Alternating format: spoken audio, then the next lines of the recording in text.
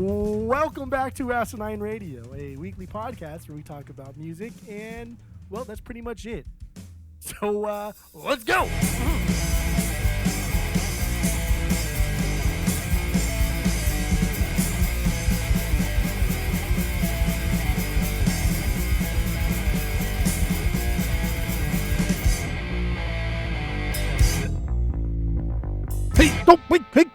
Hey. This is Asinine Radio. This is the weekly music podcast where every week we get into a different band, different artist, and we listen to all of their records, and we rank them from worst to best. We give our bangers or stinkers if we got them, and we try to have a good time doing it. But before we do all that, we get into our 6 degrees of Tom DeLonge. That's where we connect the band of the week to our boy Tom in Blink.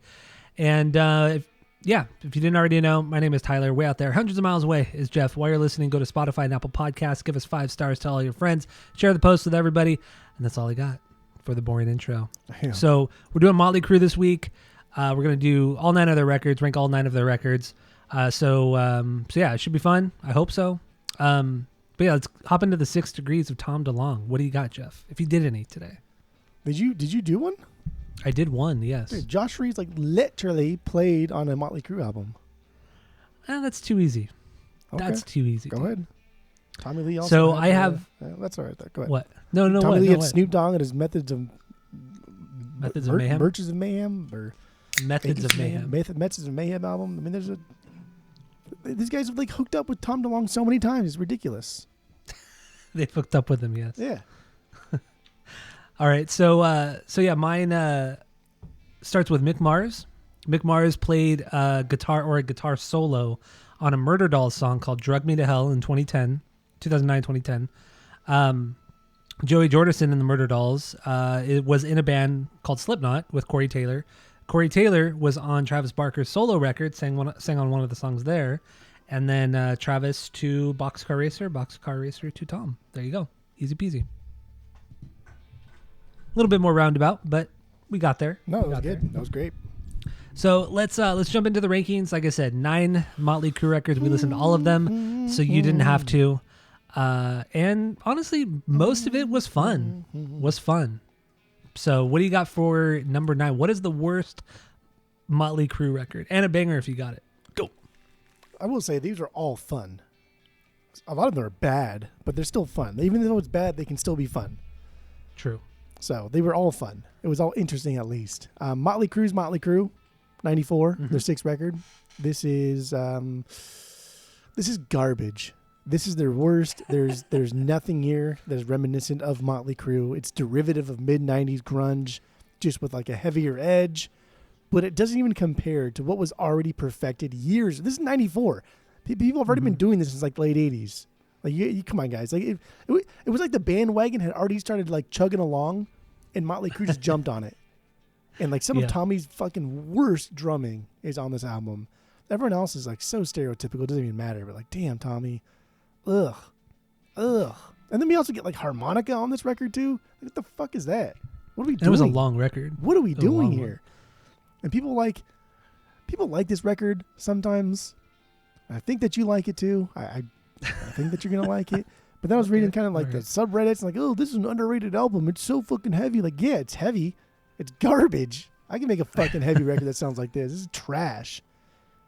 I don't care, dude. This record was awful. This is by far their worst record. Easy. Okay. Easy. My number 9 is also Mötley Crüe, 94. I agree. This album's not very good.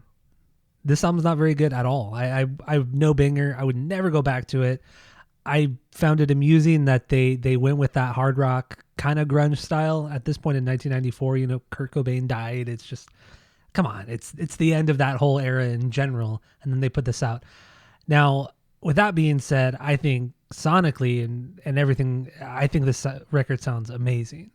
The songs just fucking suck. John Corabi's not a bad singer. This is the only record he ever did with them. He's not a bad singer. It's just the songs aren't very good.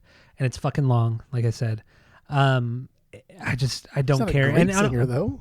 He's not great, but he's fine. He's okay. Not bad. He's fine. I'm not listening to fucking Mötley Crüe to hear okay music.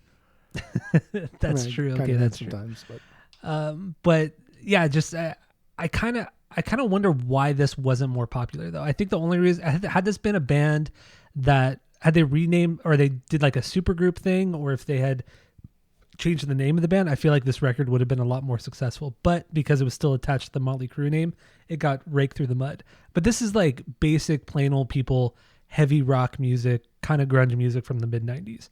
A lot of bands were doing this, and a lot of people love this shit. So I honestly just feel this gets shit on because it's Mötley Crüe, because of the Mötley Crüe name. And it was so bad when they put this out that they saw less and less people going to their shows on this this album cycle, during this album cycle, and to the point where they had to they weren't selling enough to do arenas, so they had to go smaller and smaller venues, and that's just kind of sad. It really is. This band who was on top of the fucking world for like almost 10 years to go from that to playing clubs again, it's crazy shit.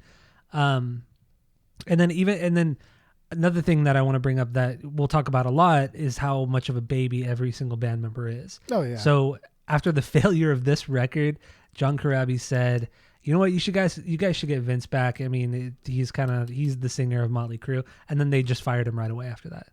Like, it's just like, come on, dude. You had to be that petty? Like, you fire the guy? It just seemed like, and then obviously they've sued each other over the years for various reasons. It's just like there's 2 years ago they sued each other. They're grown. Oh, because of the Mick Mars thing. Yeah. Once again, grown ass fucking. You guys are in your fucking 60s and 70s and you're acting like fucking children. God damn, dude. Anyway, Mötley Crüe. Had to get that out. This was after they re-signed Elektra for $25 million too, and they threw out this dud. But don't forget too, like Kurt Cobain dies like less than a month later. Right. Yeah. So, that is taking over the world. And like Shout at the Devil sold 200,000 in 2 weeks, but like Kurt Cobain dies less than a month later. And so like this record is kind of just like put on the back burner. Nothing else matters at that time other than the news of Kurt Cobain dying. So that has a lot to do with it. But really the record is just not good. It's not that good. Even if it was not Mötley Crüe, if it was some other band, it's still just boring fucking music of 94. It is, but people like this shit. People like this kind of stuff. That's true. So I mean, because we don't like it, I think, like I said, if this Tools is a made different a career name, out of it. That's true too. People like a lot of bad Soundgarden, and Soundgarden made a lot better music. And Soundgarden perfected this sound fucking 4 or 5 years earlier than they did. Oh yeah, definitely late 80s. Man, those first two Soundgarden records are solid. Yeah. Oh, it's amazing. Solid. All right, so what do you got for number 8? Number 8, Theater of Pain, baby, their third record, 85. Fuck this record. This is their first kind of like foray into a more pop-friendly sound. This is full-on glam metal without any of the aggression or punk aesthetic of their first two. It also kind of started like this trend of just trying to write an album of singles rather than this like cohesive output. Because their first two records did that, and then this is just, this is garbage. Overall, I don't like this album at all. Smoking in the Boys' Room is one of their worst songs. That is pure rubbish. And so is Home Sweet Home. This is their first like true ballad with Tommy Lee on piano. Get the fuck out of here. Fuck out of here. I don't care if you play the piano or not. This is not what I want from my Mötley Crüe. This is trash. Although Use It or Lose It was pretty dope. It was pretty fast and consistent, like double bass. And that song was pretty metal until it slowed down the chorus. But that was a small little redeeming thing. Overall, I don't know. Yeah. It's garbage. I agree. I agree with pretty much everything that you said. But that doesn't make it my number 8. So, you got anything else on Theater of Pain? No, that's it. And I mean, dude, there's so much we can get into. Do you want to get into like the time period as we go through the albums, or do you want to get into on the main episode? I mean, I think we should just do that on the main episode. Okay, because we'll just do like a quick killed a guy overview during this time period, so we can save that for later. Yeah, we can mention things, but going into like full detail, let's wait till the main episode because we're gonna. I mean, honestly, we're going to talk mostly about the debauchery and all the other shit that was going on. Obviously, the music is great on Girls, Girls, Girls, which is the album of the week, but it's the outside stuff that obviously is way more interesting. So, yeah. But so you got Theater of Pain is your number 8. Generation Swine is my number 8, out in 1997, 7th record.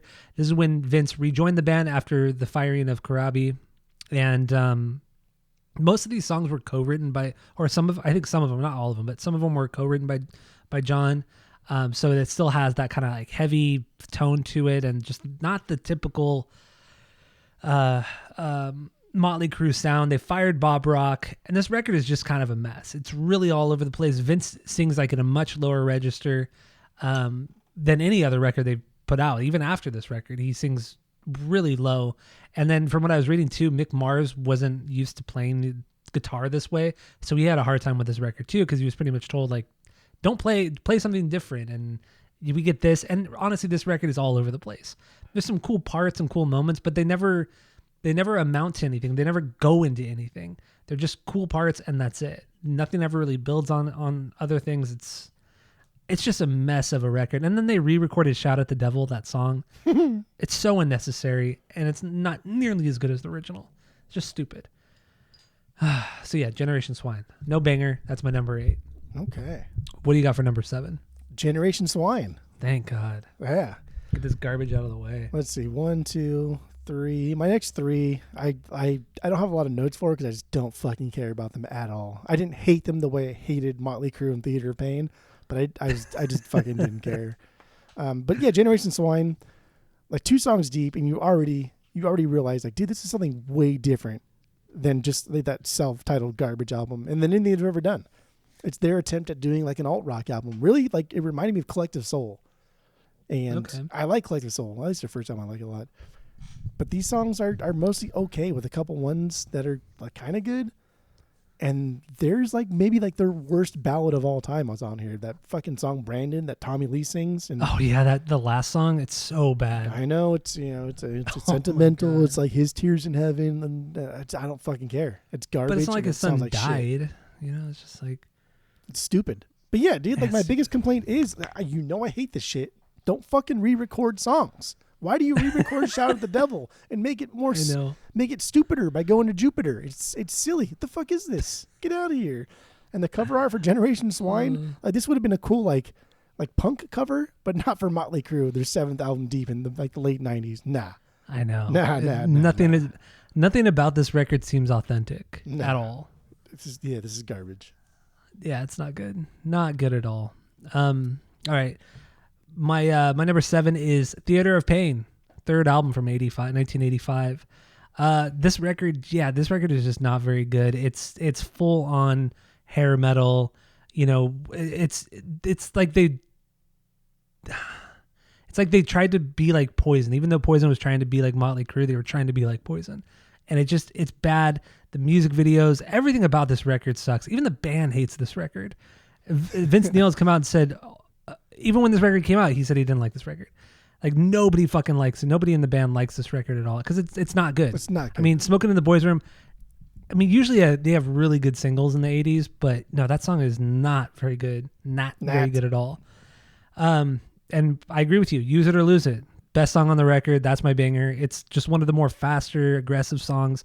Kind of a throwback to their first 2 records, Too Fast for Love and Shout at the Devil.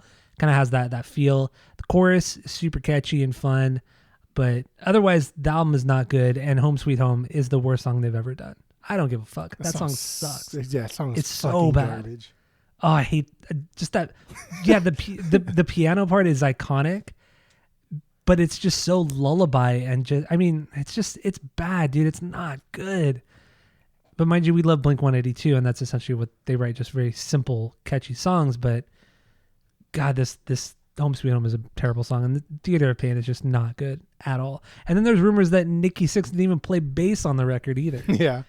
So, and that, we'll get into that in the main episode, but the Nikki Sixx doppelganger, oof. Did you go down that rabbit hole? Yeah. Ooh, that was fun.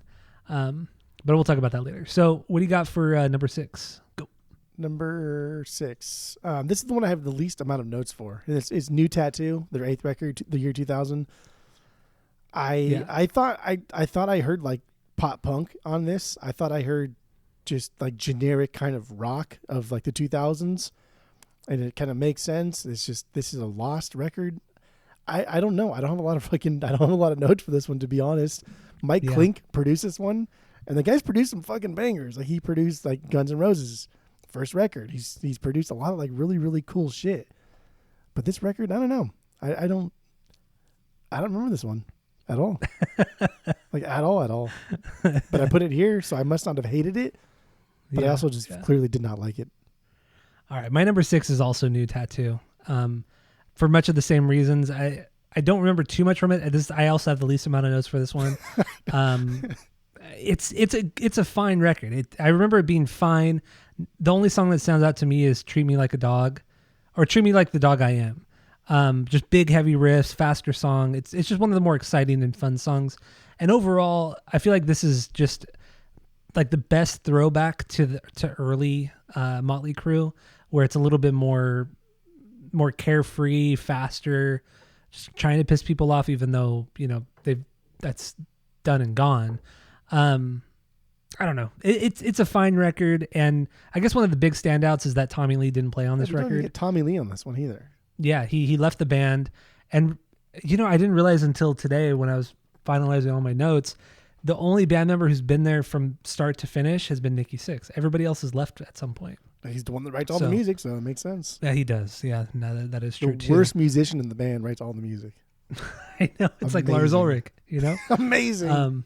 Yeah. So also, this is the only album to feature Randy Castillo. Randy Castillo played for Ozzy's solo band for years prior, and then he died right after they finished making this record. He didn't even really get to tour with him. He got cancer, and he died from that. And then I think the drummer from, was it Hole or what band was it? Yeah, she joined in as a touring drummer, Samantha and then before Tommy Lee came back. But yeah, Randy Castillo, that's pretty tragic. He was young too. I think he was like maybe mid 30s, late 30s, and he got some aggressive form of cancer, and died. So anyway, New Tattoo, my number 6. What do you got for number 5? Go. Number 5, Saints of Los Angeles. Damn. This is kind of like the last, like the mid-tier Mötley Crüe where I just don't fucking care about. Everything else I at least have good notes for, or I cared in somewhat about. This one I don't fucking care. Like the only thing that this has going for it is that it's true. It's a true return to form for the band. It sounds like them at their peak. They're just not. And it's not. It's too little too late. I don't care about this because they're doing this sound, but they've already done it better. Exponentially better 3-4 times. So yeah. Saints of LA, throw it away. Yes, it's also my number 5. We're like spot on with our ranking so far. Almost. There's just, it's fun. I was smiling. I was laughing at some of the lyrics because they were so stupid and over the top, much like stuff on Girls, Girls, Girls. Just dumb fucking lyrics, but a ton of fun. I mean, they just sound older. Like the way that Mick is playing guitar, it's still his like style, but it's not played as fast. It doesn't sound as aggressive. Vince, his voice sounds good. It doesn't sound bad at all, but there's not that kind of flair, that excitement anymore with his voice. And Tommy, I don't know. He's a fine drummer, but I don't think he really shines on this record. It's fun this record's fun to listen to once, but I'm never ever gonna go back to it. It was just fun to see that they could do this in 2008, and honestly, it's a good way to go out as a last record for them. This is good. Yeah, better than New Tattoo, that's for sure. Yes. So, Saints of Los Angeles. My banger is "Welcome to the Machine."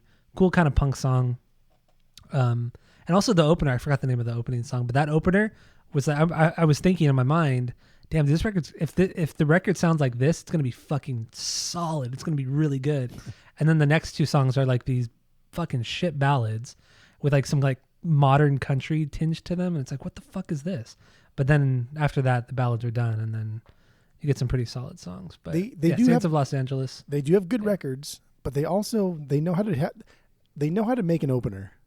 They're pretty good at like doing openers. Yes. So, also when he said that he sounded older, he sounded like Mitch Hedberg when he called the receptionist or whatever, and he's like, "You sound older." Remember that joke? No, I don't remember that one. He's like, "I talked to the receptionist. She gave me her phone number. It's 0." So I tried to call her when I got home. I was like, "You sound older."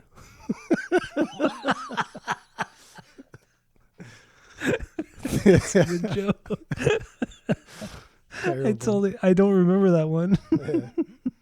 He was at a hotel, and then that's when he got the receptionist phone number. It was 0. He tried to call her at home. Number 4. It's a great joke, man. It's a great joke. I love it. Number 4 is Dr. Feelgood. Easy number 4. Yeah. we're pretty like neck and neck, except for the Theater of Pain, Generation Swine that could be swapped. But honestly, both of those records, I mean, they could be swapped on my end. I really don't care either way. They're both bad. Same here. I like Mötley Crüe's Mötley Crüe has to be last. It is their fucking worst. Yeah, hands down. Everything else up until my top three really are staunch at this point. Dr. Feelgood though, this is their biggest. This is their biggest hit record. It was the only number one. They got a new producer who took a more. Baby. That's your boy right there. Made all the goodies. I fucking hate him. I mean, he makes good sounding records, but otherwise, man, they're not very good records. Does he always make good sounding records though? I mean, come on, listen to the Black Album. I mean, that is just an incredible sounding record. It sounds amazing. Okay. Even Load and Reload they're great sounding records. It's just the songs suck. I mean, like the biggest complaint of Saint Anger was the sound of it. And well, I didn't bring up Saint Anger. I brought up Black Album, Load and Reload. But you said he makes good sounding records, and he made those 3 good Metallic records. And honestly, Dr. Feelgood, this record is at this time in 1989. I like Saint Anger. I'm not saying they get Saint wrong Anger about sounds like that. Garbage. I do like, but it's a unique sound, and I like it. It's cute. It is unique. It doesn't make it good. But okay, fine. Continue. Dr. Feelgood. This is their biggest one. Yeah, they got Bob Rock coming in here. This album is way more polished than previous attempts. This is a band that is now thinking like, hey, let's get sober. Let's try and write an actual album. Let's try and be good at our instruments, which none of them really are. Mick Mars is the only person that's actually like good at their instrument. True. And, like you can watch drum solos of Tommy Lee and like he's good, but songwriting wise, like he's not a good drummer, dude. He's just not. He has some good parts, but not like an overall. He has some song. good fills that fills. Yeah, we would play if we're just like jamming with people. But overall, like songwriting wise, he's just fucking replace him with the metronome. That's it. The unique like dirt sound they always kind of had in their music is gone here, or it's toned down dramatically. This record is split between things that I really like to hear from Mötley Crüe, and the other half is just absolute garbage. There's too many ballads. Actually, anything more than 0 ballads is too many. Rattlesnake Shake. Yeah. Dude, that is a stinker. Adding horns to a metal band like this? Get the fuck out of here. That's stupid. That's embarrassing. But Kickstart My Heart. Oh, dude. That's a banger, the best dude. Song. That's not their best song, but that is a top 3. It's got that like Van Halen type swell intro, right? That whole thing that he loves to do. And dude, the song rips. It is a good fucking song. It is a great fucking song. So Dr. Feelgood, I think he's an appropriate 4. Okay, I agree. I mean, it's also my number 4. It is my number 4. It's a good 4. Kickstart My Heart is, I think it hands down is their best song. I mean, without a fucking doubt. Everything about it. The swell in, the riff, the main guitar riff, how kind of the pacing of it, the tempo of it. It's the perfect tempo for this kind of song. And that chorus, come on, dude. The play between Vince, the backup vocals, and Mick's guitar playing. I mean, just that chorus is fucking incredible. It's perfect. This is a beyond perfect song right here. It's amazing. But the album, half of it's really good. I agree with you. The other half, a lot of fucking ballads, and it kind of sucks. But when it comes to the good songs, they found like a good balance of everything that they had done, of the metal, the glam, and the blues rock. I mean, this is just the perfect combination of that all. If you take the ballads out, and it's I think sonically, I think it's a good sounding record, especially coming from a band of this era. It's one of the better sounding ones. It doesn't sound like the shit that Poison put out back in the 80s. It doesn't sound like Rat or Twisted Sister. Twisted Sister is kind of good, but Quiet Riot, it doesn't sound like any of that. It sounds much, much better sonically. What? Quiet Riot was so good too. They weren't though. Like, yeah, they were. When we started collecting vinyl, you're like, oh, you got to listen to those 2 Quiet Riot records. Mental Health, man, it's so good. Yeah, I tried and I could not get into it. It was too much. It was a little too much hair. That's your third record. Their first 2 records had Randy Rhoads on them, dude. And they're fucking just straight. I know. Like, they're straight metal. So good. I can't get into Quiet Riot. I've tried. And Rat are garbage. I don't like Def Rat. Leppard. I don't give a fuck about Def Leppard.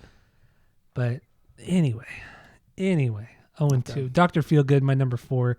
Kickstart My Heart. Absolutely incredible song. So, oh yeah, I mean, I guess we'll talk. I was going to talk about Nikki Sixx and the whole issue, the thing that went down that led to that song being written, but we'll talk about that on the main episode. So what do you got for number 3? Go. See, the more we get into like the top like 4, 3, 2, 1, like notes just get like they grow like tenfold. Like I did have a lot of notes for Feel Good, and my number 3 is album of the week, Girls, Girls, Girls. And I just have so much fucking notes for my 2 and 1. All right. So my number 3 is Too Fast for Love. First album from 1981. Just mixed guitar. His guitar, his tone. Not just his playing, but his tone. Dirt. It's gross. It's unreal. It's so fucking good. I was blown away. I was blown away by his guitar tone on this one. And it sits so perfectly in the mix. The songs are they're just carefree. I'm choking over here. I don't want to say carefree, but they're wild. They don't really know what they're doing, what kind of songs they want to make. And I just love the kind of pure feel of all of them. I think this is just an absolute banger of a record. And really it comes down to Mick. I didn't realize how much I liked his guitar playing until this week. I think he's a good guitar player. He's a great fucking really guitar good guitar player. Like he has the perfect amount of flashiness with rhythm. Dude, he's an incredible guitar player. And I know we're going to get more into that on the main episode because there are so many things I want to talk about on almost all the songs about his guitar playing. It's fucking sick. So yeah, Mick, at this time for the first record, they recorded this record in I think it was 2 weeks or something like that. Yeah. Or it was maybe 2 weeks, and they were fucking wasted out of their minds. Yeah. And they made this record. It's insane. Livewire, come on. The opener, once again, they kill it with the openers. Livewire is an incredible fucking song. It's up there. It is top 3, I would say. Top 3 Mötley Crüe. It's fucking good. All right. I would actually I would say Livewire is their third best song. Oof. It's a great fucking song. So yeah, Too Fast for Love. My number 3. What do you got for number 2? Number 2 is Too Fast for Love, baby. The first record, 1981. There's a lot to like about this record, like you said. Dude, Mick Mars is unreal. He's an amazing blues guitarist. And when he joined this band, and don't forget, he's 10 years older than everybody else. And so when he joined this band, you can hear it. So Spotify has both versions. They have the remaster version, and they also have the uncut raw version. But even that version still touched up. It's not like the true self-released leather version. And we actually got an original in our store, and so I spun it on the vinyl. So rad. And this is a glorified demo. That's what this is. This is a glorified demo. Yeah, and it sounds like fucking shit. It shows this band being inexperienced, and they're sloppy and dumb, and it fucking rips. And Mick Mars is just kind of sitting back thinking wow, I am a professional guitarist. I know what I'm doing. I'm really good at what I do, and these guys are fucking garbage. And you can hear that in this record because he's doing things, and Livewire, he's trying to do things, and no one's picking up what he's putting down. It's just not happening. But man, that's what's so endearing about it. That's where the whole dirt concept comes in. Their sound is dirt. It's fucking trash. It's nothing. No one has ever sounded like this before. No one has ever had the balls to come out and said, yeah, we're going to change the face of music, and they did, and we're going to sound like shit doing it, but we're going to have a good time doing it. And that's all this album is, man. This is the sound of a band who self-produced this. It sounds like garbage. Their mentality is very punk. Their music isn't, or most of their music isn't, but their mentality absolutely is punk, kind of DIY. Yes. They're through and through. They are a punk band. They really are. Outside of the music, they are a punk album. This is a punk album that just is a little bit more metal than everybody else. But I always forget. I would agree. I always forget because the Get Up Kids do a cover of it, and I love that cover so much. But I always forget On With The Show. On With The Show was a fucking Mötley Crüe song, and I have it's a B-side from a Get Up Kids album, and I have that album on the vinyls, and I listen to it, and I love it. But Mötley Crüe does it really well too, and I really like it. It's a good song. But Livewire, dude, come on, Livewire, that is their best song. That is what makes Mötley Crüe Mötley Crüe. That is their best song. It is wild. It is crazy. It is off time. It's about to fall apart. It sounds like garbage, but they're having a blast doing it. And you know, all they're thinking about is how fucked up they're going to get after they're done playing it. That is Mötley Crüe in a nutshell. And it's just, dude, like if we still have it at the store by the time you come out here, we'll listen to the record on vinyl. Oh yeah, fuck yeah. It is unpolished garbage. It honestly sounds just like a glorified demo. It sounds like shit. How about you ship it to me, and then I'll listen to it here, and then I'll bring it back out to Arizona. Yeah, no, that's probably what's going to happen. Yes, that's what we should do. God, it's good. I really do like this record a lot. There's a couple songs on here that I think like, okay, guys, I don't know if I'm really behind that, but overall, it's a good record. Yeah, but then also looking at the context of it all, brand new band. They'd only been around. They'd only formed the band like I think 2 months prior to this. Yeah. Only played a small handful of shows, and they were fucking shit faced. They were so wasted when they made this record. They still put this out. That's unreal. I know, it's fucking good, man. It's fucking fair. good. Yeah, you're absolutely right. So I mean I would get Too Fast for Love on vinyl. I already have Girls on vinyl. But yeah, I would get Too Fast for Love for sure. It's a great fucking album. So, do you have a copy at your store? Or like a decently priced copy? No. Okay. Nothing under a couple $100. Yeah. That'd be so sick if you sold it though. It's a good find. I'd be happy. Yeah.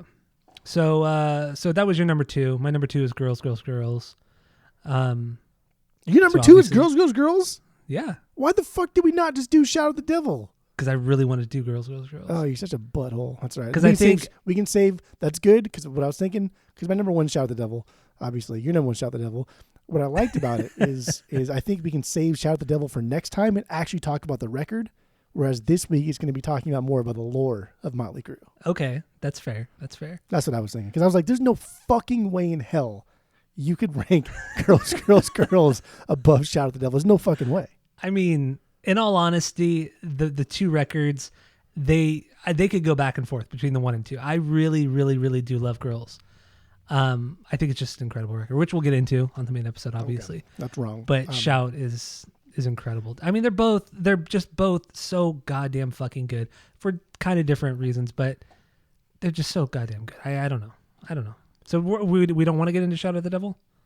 I mean, or what? We can talk about it like briefly here. Okay, what do you got? I don't know how much like lore we should get into with the Shout at the Devil thing. We can just reiterate it later on when we do it again at some point or on the main episode. But like this is their masterpiece. This is a showcase of everything Mötley Crüe stood for and wanted to be. It's deliberately disrespectful, right? With the satanic imagery, the risque like backmasking claims, the controversial Helter Skelter cover, and like these guys are just like at the height of their debauchery is right here. And like musically, this was kind of panned at the time and made fun of for being like formulaic in the metal scene, essentially like pandering to angsty Sunset Strip teens. But it's no more formulaic than metal in general, and also like the slew of like generic blues rocks groups from the fucking 70s. Like, come on, how many fucking obscure $3-4 like vinyl records do we get into that is generic blues rock of the 70s? Get the fuck out of here. This is innovative for making metal and music in general now more accessible and enticing for like the female audience. Like now we're seeing music in venues. It's not just 95% guys. It's like 50-50, and girls are showing up to these, and they're wearing like big hair and full blown makeup and high heels, and that's what Mötley Crüe was doing. Yeah, it's unreal. I think other bands and critics would talk shit on the band because they were so successful, and they were successful with both men and women, and you know. Metal in the 80s was very, very, very gatekeepy. Like men did not want women at the shows. Like it was rare when a woman was at a show, even if it was like a groupie. Like it wasn't. There weren't a lot of them. But yeah, like you said, when Mötley Crüe came out when this came out, 83, you know that was kind of unheard of. But obviously, you know, a couple of years later, Bon Jovi, Def Leppard, you know, Warrant, those guys, Poison, Guns N' Roses. They obviously that became more geared toward women and everything like that. But Mötley Crüe were kind of the first ones to do it within this scene, within like the Hollywood scene, the Sunset Strip scene. And they took the costumes to the extreme, right? Kiss was already doing it a decade prior to this. Kiss had like 10 albums prior to like Mötley Crüe's first album, but True. Mötley Crüe took it to the extreme where Kiss was just wearing makeup and kind of like fire pyrotechnics. Like Mötley Crüe was like, yeah, we can do that, but we're also going to do it in drag. And we're going to be very obnoxious about it. The imagery, I mean, Alice Cooper was kind of doing this kind of imagery, but not to this extent. Like he didn't, I don't think he had like all the pentagrams and like the satanic imagery like Mötley Crüe did. And I mean, obviously Alice Cooper dates back to the 60s, mid 60s, but I feel like Mötley Crüe were like the ones to do it and popularize it first, to go as deep as, or to go as controversial as they did. They were kind of the first ones to do it. Yeah, no, for sure. Unless I'm completely mistaken, but no other band really did it. Alice Cooper didn't have that many records with like the Alice Cooper band. He only had like fucking 5 or 6 records. And well, I'm speaking more of his imagery, not his music. His solo stuff started in like the mid 70s, so it wasn't that far before Mötley Crüe was doing it. But he just had face makeup on, and like his whole image, like I think one of the records is called like Alice Cooper Visits Hell or Goes to Hell or some shit like that. But that's, dude, like Mötley Crüe Shout at the Devil had a pentagram on the front. Like that's, there's no ifs, ands, or buts about it. The only other band that was kind of like semi-aggressive like that was like Sabbath. And like their first record was kind of like, people were like, what the fuck is this? This is fucking bizarre. I don't know what this is. But Mötley Crüe, like, that was it. And they didn't even know what it was. Even Sabbath didn't lean into the imagery nearly as much as Mötley Crüe did. It was there in the lyrics sometimes, but the actual image itself, even in the first couple Sabbath records, it wasn't overtly satanic or anything like that. And really, at least from what I remember or I've heard of about Alice Cooper, I think like one of the most controversial things he had like a fake guillotine up on stage and he'd pretend to cut his head off. Like that's pretty fucking dark, but it wasn't like the pentagram and all the other satanic stuff that Mötley Crüe were doing. I read that Mötley Crüe had no fucking idea what the pentagram even was. It was Nikki Sixx and his previous band London, or somebody he met in that capacity. They were into like the occult, and he's like, "Oh, that's fucking cool. 'Cause people hate that like you're into it." And the person was like, "Yeah, you should do it." And Nikki Sixx actually had the pentagram, but like it was upside down, so it was like a star, but the points were on the bottom. And it was the person in the previous band was like, no, that's not even the pentagram, dude. You got to like flip it. And then that's how they even like, they got us. Mötley Crüe doesn't even know what the fuck it is. They're just doing it because it pisses everybody off. Yeah. Yeah. And that is just, it's so good. I love Shout at the Devil. I really do. This is the only Mötley Crüe I have in the vinyls for now. And I guess I'll go into my origin story later on. But Shout at the Devil, the first song, well, I guess it's like the intro and then the Shout at the Devil. That's a great 4 minutes of music. It's a perfect setup to Shout at the Devil. Red Hot, that's a fucking banger. This entire record is just a good powerful metal album with like serious punk attitude to it. I agree. They really perfected the first record and throwing in elements of metal. Really, or like, I don't want to say Sabbath necessarily, but maybe a little bit of Maiden, at least musically. But I don't know. I think Shout at the Devil is an incredible record. I really do like it. But like I was saying, it can kind of be interchangeable with Girls, Girls, Girls because I do love that record as well. I really love that record. That is wild to me. But even like Iron Maiden. Okay, let's go back to Iron Maiden because Iron Maiden's first record came out in 1980, so they were like barely a thing by the time Mötley Crüe was even a thing. True. Mötley Crüe's first album was 1981, like a year later. So like Mötley Crüe was still fucking early 80s metal, and it's just like we think glam rock and you think Poison. Like Mötley Crüe kind of goes up in the conversation, but you think Poison, but like Poison would not even exist. Guns N' Roses would not even exist if it wasn't for Mötley Crüe. Yeah, I mean, but then you could even go back further and go into glam metal or glam rock in the 70s. Nah, like David Bowie was doing shit too. No. I mean, not heavy music, but style. That's why I think Mötley Crüe is so unique. Is because Mötley Crüe took the debauchery of Sabbath and then just added flair. So I think the only band really I think that if there was one band that didn't exist, then Mötley Crüe would not exist. It would only be Sabbath. I would agree with you on that. Yeah, I would agree with you on that. Good stuff, man. All right, so let's save the rest for the main episode where we get into Girls, Girls, Girls from the Mötley Crües. So that's it. That's all.